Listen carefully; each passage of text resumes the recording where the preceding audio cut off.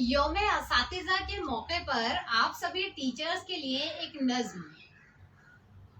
तू दलील है, तू मिसाल है, तेरी जात ही बाकमाल है।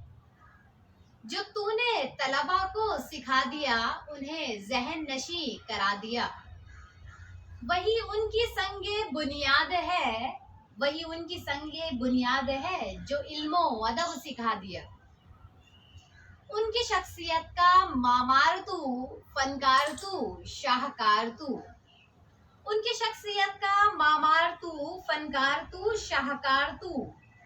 जीने का तरीका सिखलाया, जीने का तरीका सिखलाया, रहने का सलीका बतलाया।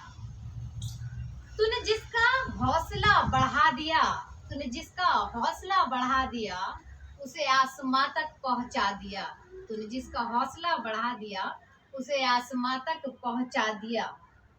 तूने ही फर्श से अर्श किया, तूने ही फर्श से अर्श किया, महताब किया, आफताब किया। तूने ही फर्श से अर्श किया, महताब किया, आफताब किया। तुझे रब ने रहबर बना दिया, तुझे रब ने रहबर बना दिया, तेरा पेशा बरतर बना दिया। तुझे रब ने रहबर बना दिया, तेरा पेशा बरतर बना दिया। मोहब्बत, शफकत, मेहरबानी और दरगुजर, इन्हीं से तेरा वकार है। इन लफ्जों की क्या सिफात है, इन लफ्जों की क्या सिफात है। तू अपनी मिसाल लाप है, तू अपनी मिसाल लाप है। Thank you.